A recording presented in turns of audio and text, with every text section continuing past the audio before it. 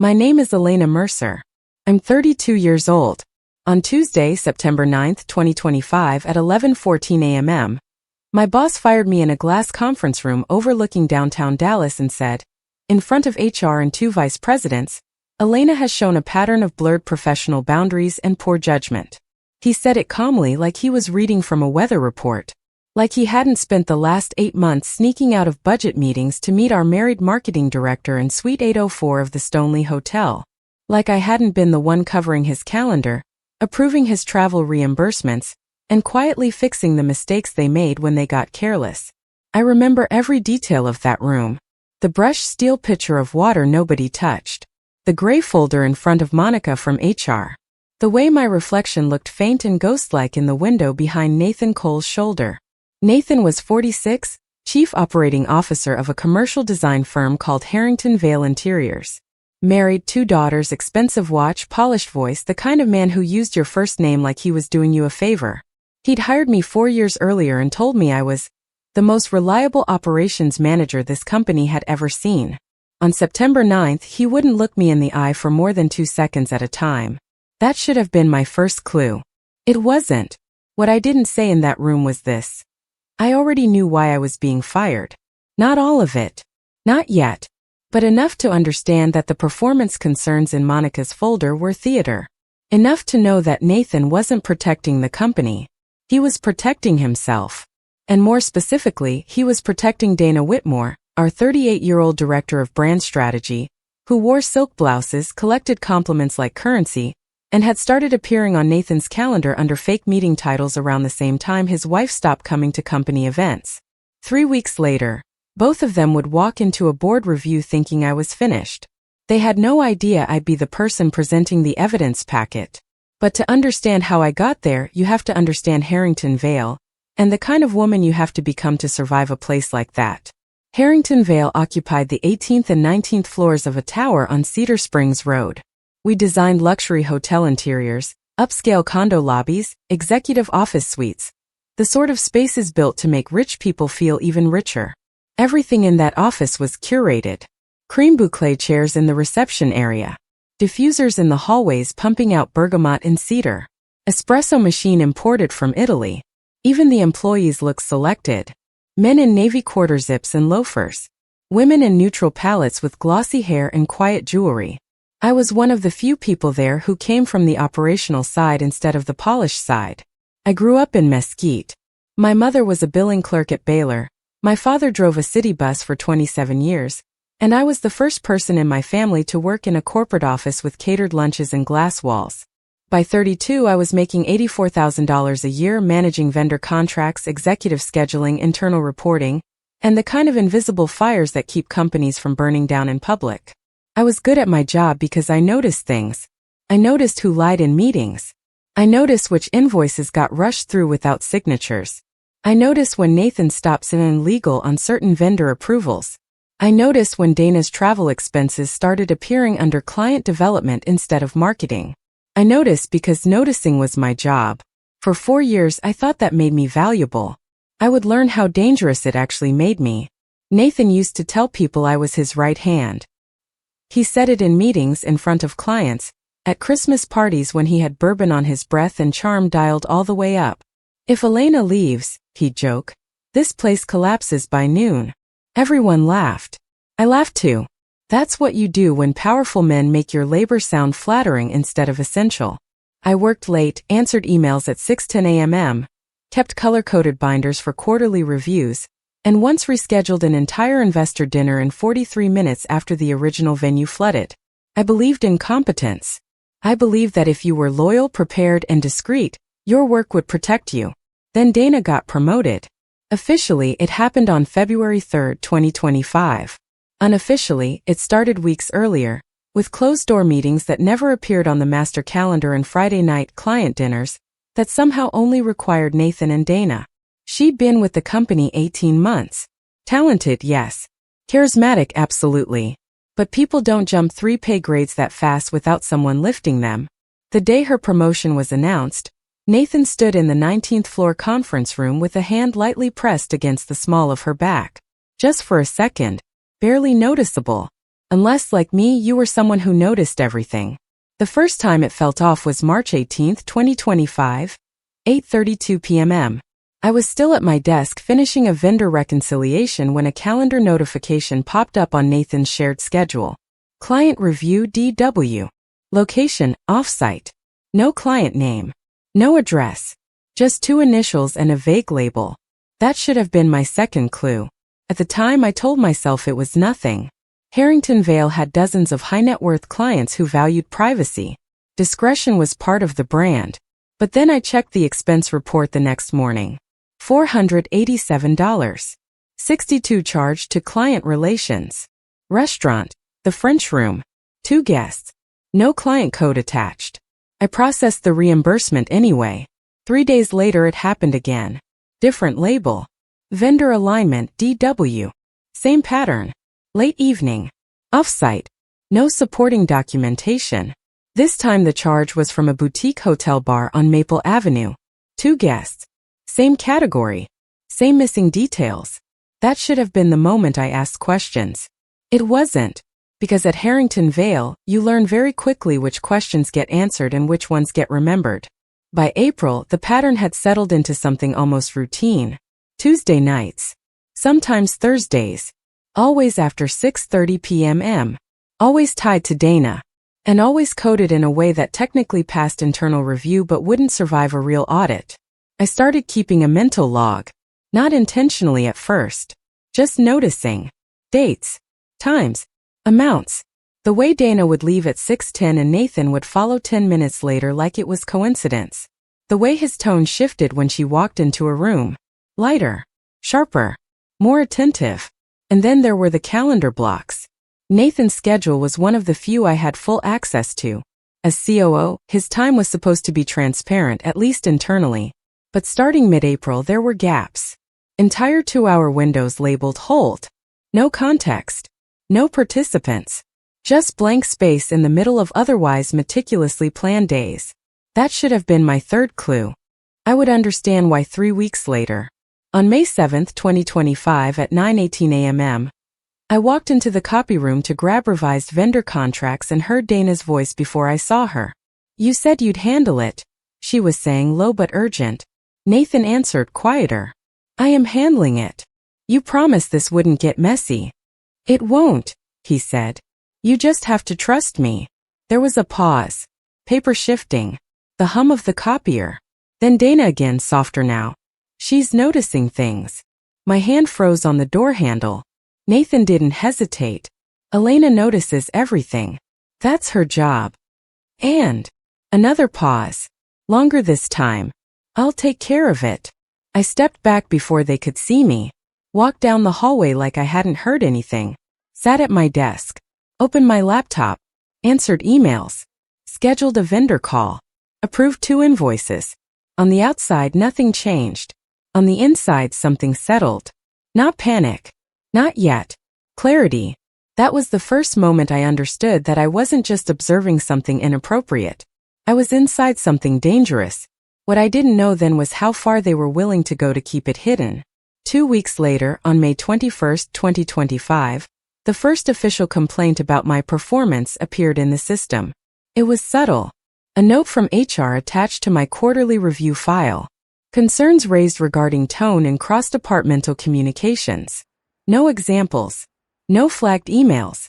Just a sentence. Easy to ignore if you weren't looking for patterns. But I was. That should have been my fourth clue. By June the notes multiplied. Occasional delays in response time. Perceived rigidity in vendor negotiations. Language so vague it couldn't be disproven. Language designed to create a record without creating a case. I printed every single one. I didn't know why yet. Not fully. But something in me had shifted from employee to observer. From participant to witness. And then came June 28th, Saturday. 2:06 p.m. I wasn't supposed to be working, but a client from Phoenix had sent an urgent request for revised design specs, and Nathan had texted me that morning asking me to just handle it. So I logged in from my apartment, pulled up the shared drive, and started searching for the latest files. That's when I saw it. A folder that didn't belong. It was buried 3 levels deep in a vendor archive, mislabeled under an inactive project code. No reason for me to click it. No reason for it to exist. But the timestamp caught my attention. Modified. June 27, 11:48 p.m. I opened it. Inside were 6 files. PDFs. Screenshots. Exported emails. The first was a hotel invoice from the Stoneleigh Suite 804. 2 guests. Multiple dates. February through June. The second was a screenshot of a text thread. Nathan. Use the back elevator tonight. Less cameras. Dana. You're paranoid. Nathan. I'm careful. Dana. Same thing. My chest tightened. The third file was an expense summary spreadsheet. Color-coded. Annotated. My formatting. Someone had taken internal financial data and reorganized it. Not for accounting. For tracking. I scrolled. Dates aligned perfectly with the client meetings. Charges disguised across different departments. Patterns so clean they looked intentional. And at the bottom of the spreadsheet, one line highlighted in yellow. Elena processes all approvals. I stopped breathing. That wasn't even the worst part. Because the fourth file was labeled contingency. Clicked it. The contingency document wasn't long. 2 pages. Plain text. No letterhead, no formatting, just a title and bullet points like someone had written it quickly and then hidden it where no one was supposed to look. But every line was precise. Risk M. Identifies irregular expense patterns. Mitigation. Establish performance concerns Q2, Q3. Action. Terminate prior to audit cycle. My name. Reduced to initials. Like I was already something to be managed, not a person. Below that. Reassign approvals post-termination. Maintain narrative. Interpersonal issues. Rigidity. Resistance to leadership. Narrative. Not truth. Narrative. My hands were cold on the keyboard. I read it again. Then again. Every word sharper the second time. Cleaner. More deliberate. This wasn't panic. This wasn't a mistake. This was a plan. And I was already inside it. At the time, I didn't close the folder right away. I just sat there in my apartment, laptop open, staring at those 2 pages while traffic moved outside my window, and someone in the unit above me dropped something heavy on the floor. Normal sounds. Ordinary life. But something fundamental had shifted. They weren't just having an affair. They were building a case against me to protect it. I downloaded every file. Not to my desktop. Not anywhere obvious. I emailed them to an account I hadn't used in years, one I'd created back in college for freelance work. Then I deleted the download history, closed the folder, logged out. When Nathan texted me at 2:47 p.m. asking if I'd found the Phoenix specs, I replied, "Yes, sending now." My tone didn't change. That was the moment everything changed. Because from that point forward, I wasn't just doing my job. I was documenting theirs. July moved differently after that. Slower. Heavier. Every interaction had a second layer. Every meeting felt like rehearsal for something I hadn't been invited to yet. Nathan became more formal with me. Less conversational. Emails instead of hallway conversations.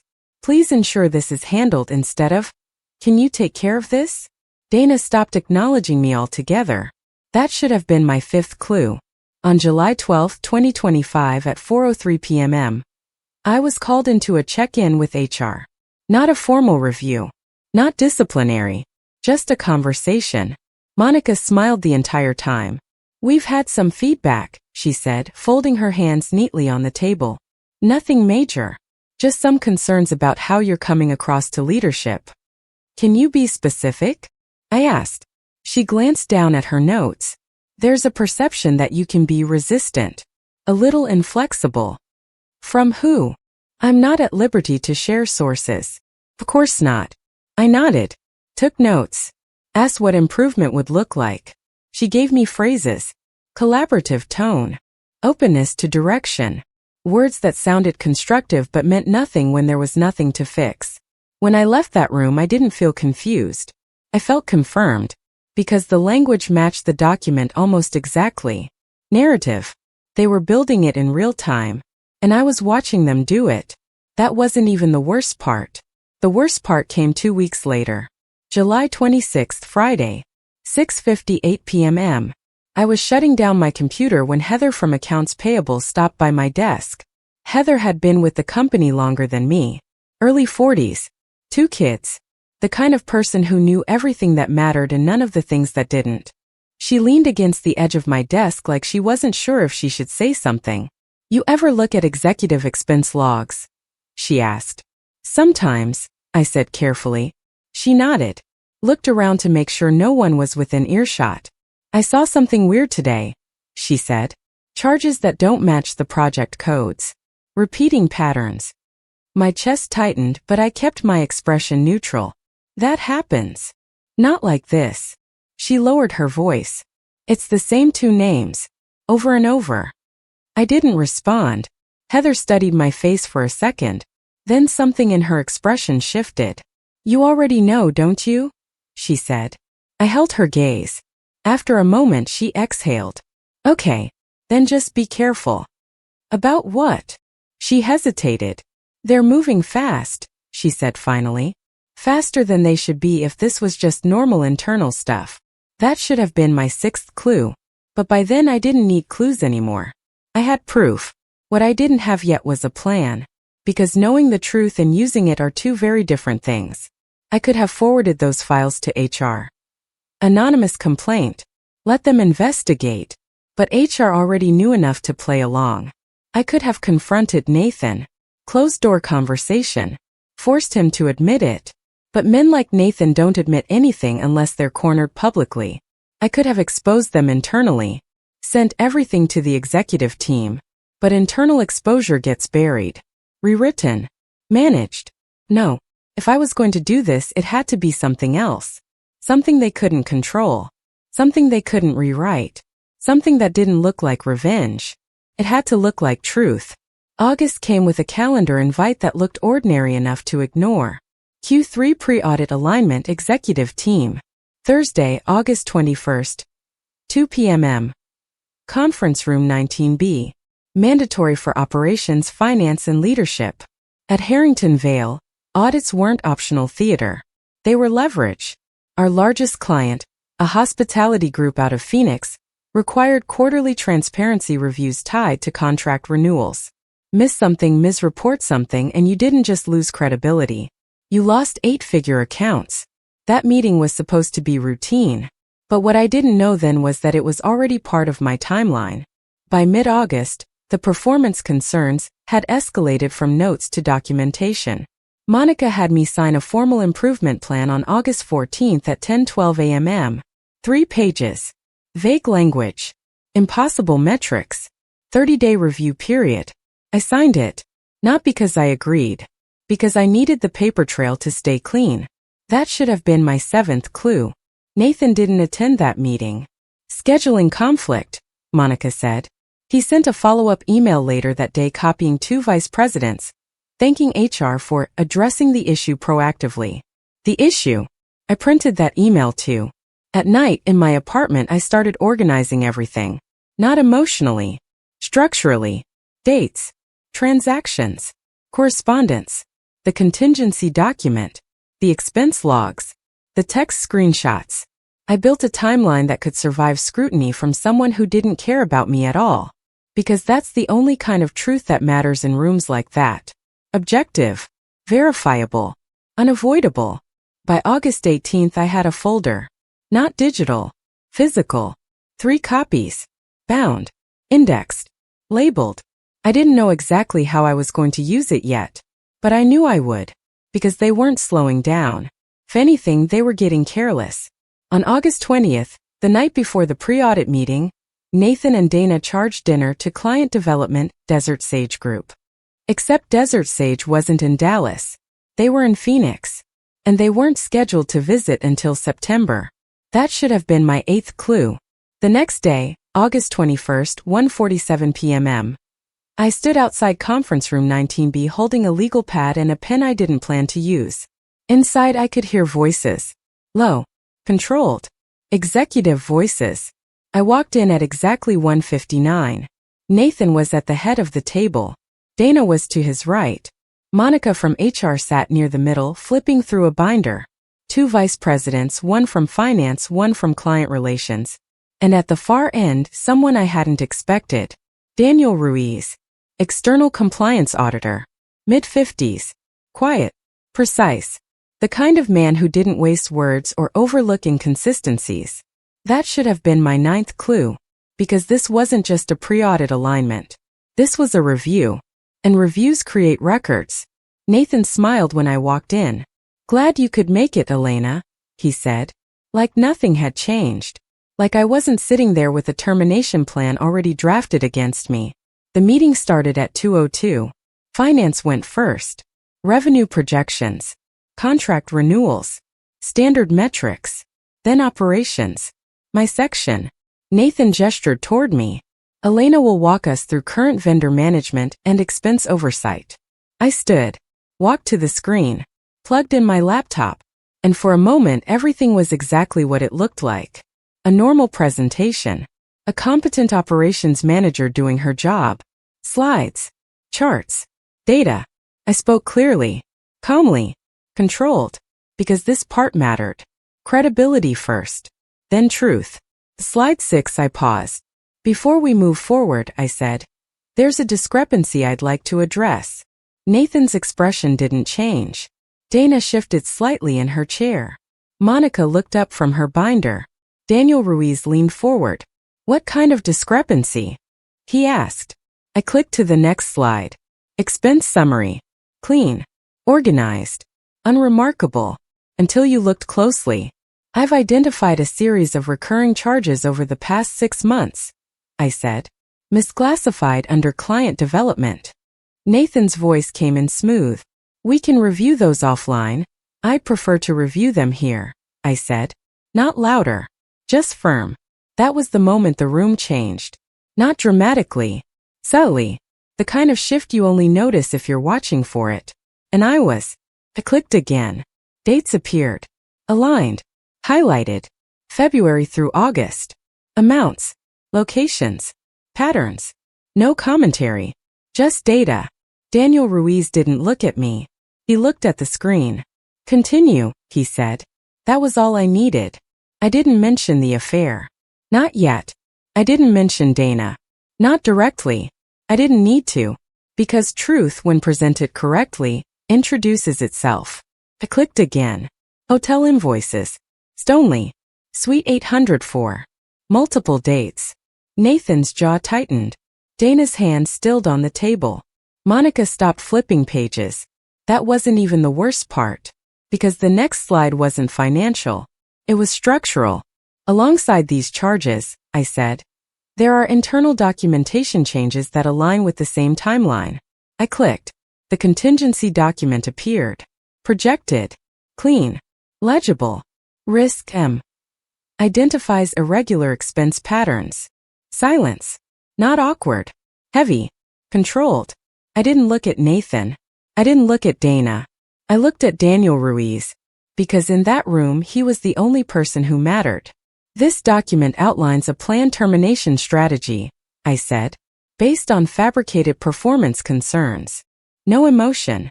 No accusation. Just fact. That was the moment everything broke. Not loudly. Quietly. Irreversibly. No one spoke for 3 seconds. I counted them. 1, 2, 3. Then Daniel Ruiz closed his pen and set it down with a soft, deliberate click. Ms. Mercer, he said, still looking at the screen, do you have source files for these documents? Yes, I said.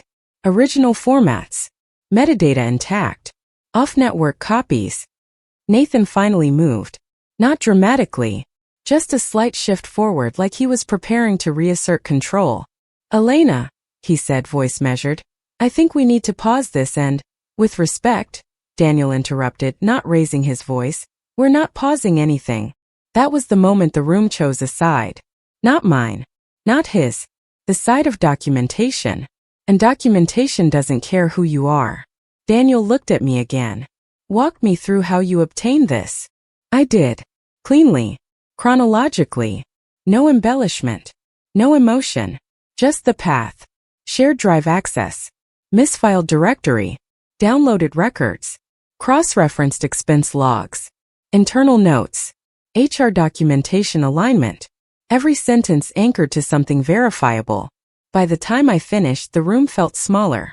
Not physically, structurally, because the narrative Nathan had been building around me, rigid, difficult, a liability, couldn't exist in the same space as what I just presented. And everyone in that room knew it. Monica was the first to break. "I wasn't aware of any document like that," she said, gesturing weakly toward the screen. "You were CC'd on the performance plan," I replied. Not sharp, just precise. Her mouth opened slightly, closed again. Dana hadn't said a word.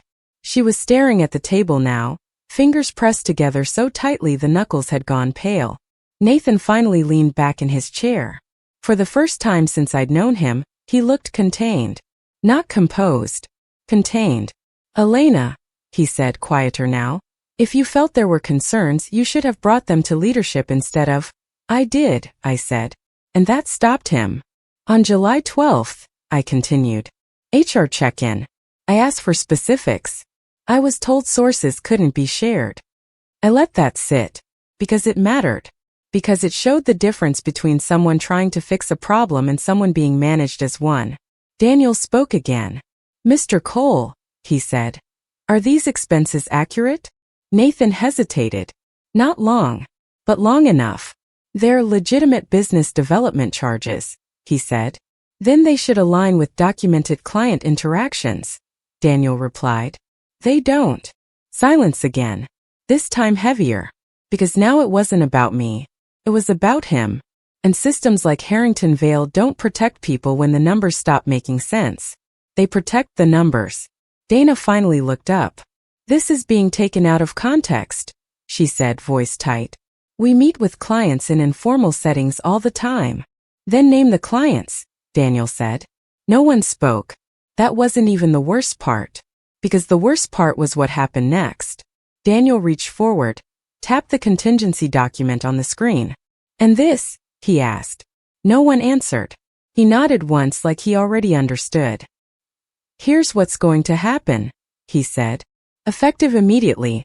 All expense approvals are frozen pending review. IT will secure relevant accounts. HR will suspend any ongoing disciplinary actions related to Ms. Mercer until this is resolved." He turned to me. "Ms. Mercer, you will provide copies of your documentation directly to me and legal." Then he looked at Nathan.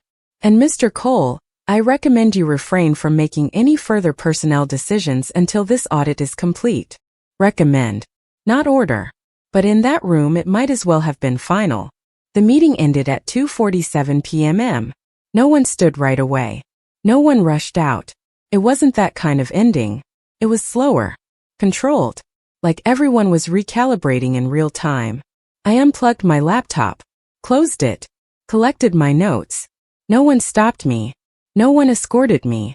No one said a word. As I walked toward the door, I felt it. Not victory. Not yet. Something quieter. Something steadier. Balance. For the first time in months, the weight wasn't entirely on me. That night at 8:16 p.m. I got an email. From Monica. Subject: Status update. Body: Elena, pending external review. Your performance plan is suspended. You are to continue in your current role until further notice. No apology. No explanation. Just adjustment. Narrative shifting. 3 days later, Dana's company email stopped working. No announcement. No farewell. Just absence. Nathan stayed. For a while. Executive titles don't disappear overnight. They erode. September 3, 2025.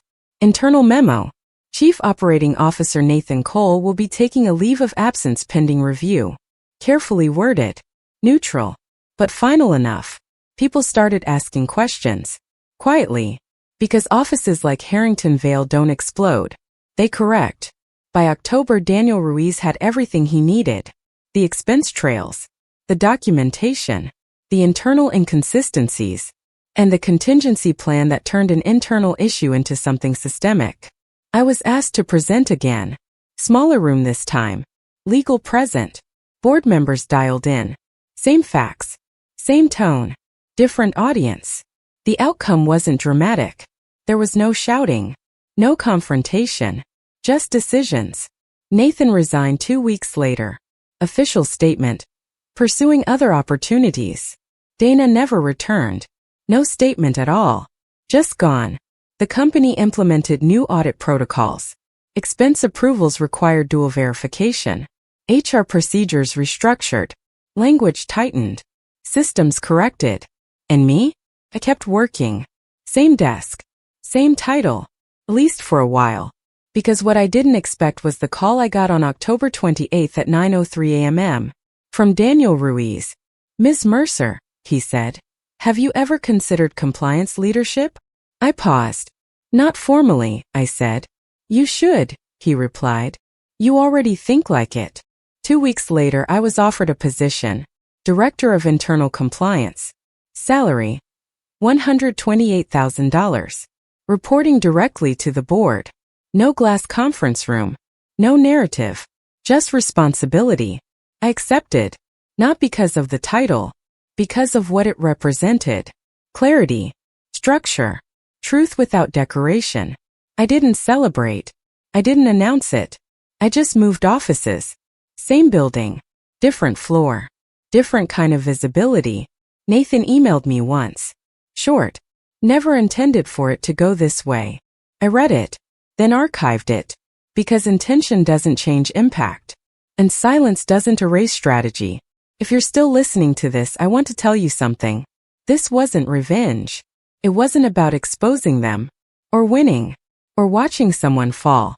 It was about refusing to carry a story that wasn't mine. For months they tried to turn me into a problem. A liability. A narrative. And I let them think it was working. Because sometimes the only way to change the story is to wait until you're the one holding the evidence. I wasn't the weak one in that room. I was the one paying attention. And in the end, that was the only thing that mattered. If you've ever been blamed for something you didn't do, if you've ever watched someone in power rewrite the truth about you, I need you to understand something. They don't win just because they're louder. They don't win just because they're in control. They only win if you start believing their version of you. For months I questioned myself. I replayed conversations. I wondered if maybe I was difficult. Maybe I was the problem. That's how it works. Not through force. Through doubt. But the truth doesn't disappear just because it's inconvenient. It waits. And when it comes out, it doesn't need to shout. It just needs to be undeniable. I didn't destroy my boss. I didn't expose him out of anger. I just refused to carry a lie that wasn't mine anymore. And that changed everything. So if you're in that place right now, where you feel like you're being pushed out, blamed, or erased, don't react. Don't panic. Pay attention. Because one day, you won't need to defend yourself. The truth will do it for you. And when it does, make sure you're ready to stand in it. If this story felt real to you, comment below. I've been there. And if you want more stories like this, hit subscribe. Because the next one is even worse.